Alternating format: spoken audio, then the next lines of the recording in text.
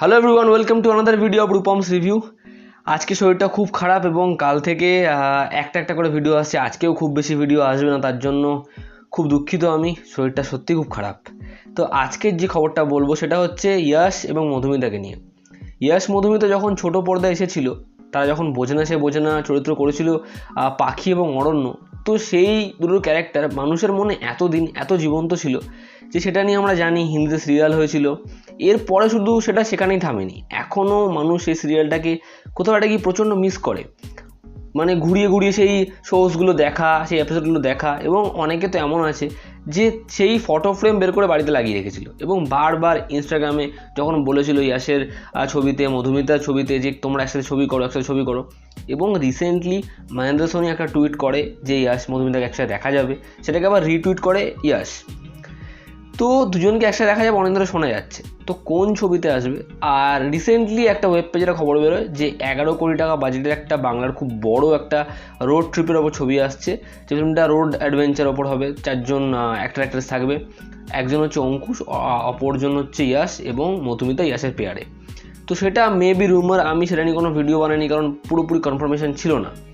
তো আজকে Times of India একটা জিনিস রিভিল করেছে এবং সেটা একটা কোয়েশ্চেন মার্কও তারা ছুড়েছে। সেটা হচ্ছে সৌমিক হালদার। সৌমিক হালদার হচ্ছে এক সময়কার মানে ঋতুপর্ণ ঘোষের খুব প্রিয় একজন সিনেমাটোগ্রাফার, এবং তারপরে সৃজিত মুখার্জি খুব কাছের একজন সিনেমাটোগ্রাফার। তারপরে সৃজিতের সাথে একটু দূরমনো হলেও তিনি কোথাও গিয়ে টলিউড ইন্ডাস্ট্রির বেস্ট সিনেমাটোগ্রাফার। তার যদি কাজের বলে যাই তো শেষ হবে না, তার ভালো ভালো কাজের প্রশংসা করতে গেলে। তিনি এত ভালো একজন সিনেমাটোগ্রাফার, একজন ডিওপি। তো সেই মানুষটা প্রথম ডেবিউ করছে অ্যাজ এ ডিরেক্টর, এবং তার ছবিতেই হয়তো মধুমিতা এবং ইয়াশকে দেখা যাবে। যদিও ছবির কনসেপ্ট কী, ছবি কোন প্লটে আসছে এ নিয়ে কিছু জানা যায়নি, তবে এটাই কোথাও একটা গিয়ে উড়ো খবর টলিউড পাড়াতে। যদিও এর আগে যখন কথা বলেছিল সৌমিক হালদার, তো তিনি জানিয়েছিল তিনি যখনই ডেবিউ করবে তিনি প্রসেনজিৎ চ্যাটার্জিকে নিয়ে কাজ করবে, যখন তিনি প্রথম ছবি বানাবে।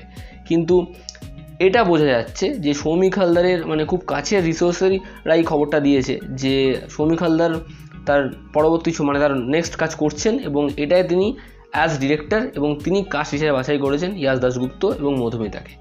তো এটা কোথাও একটা গিয়ে যদি এই কাজটা হয়ে থাকে, কারণ টাইমস অফ ইন্ডিয়াও কিন্তু পুরোপুরি কনফার্মেশন দিয়ে বলেনি, এবং অবশ্যই এসবিএফ ছবিটা প্রডিউস করবে। তো এতটা বক্তব্য তারা জানিয়েছেন, হেডলাইন এবং পুরো ব্যাপারটা আমি পড়লাম, সেখানে তারা এগুলো জানিয়েছে।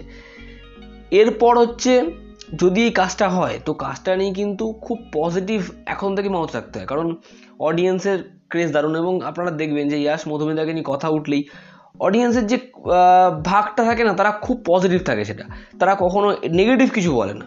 এবং এদের যে পেয়ারটা আছে এটা সবাই মানে আপনি 8 থেকে 80 বলুন, সব জনের মানুষেরা, সব ধরনের দর্শকেরা খুব অ্যাকসেপ্ট করেছে।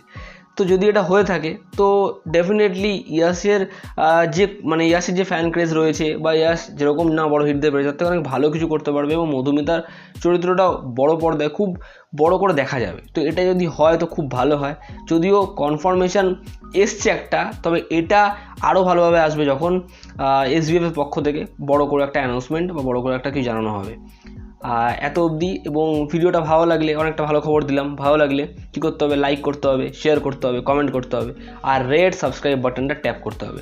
ওটা ট্যাপ করতে কিন্তু একদম কষ্ট হয় না, আর তাহলে আমরা জুড়ে থাকতে পারবো নিজেদের সাথে। আমরা তো সব একই, তাই না? একই রকম বন্ধু আমরা।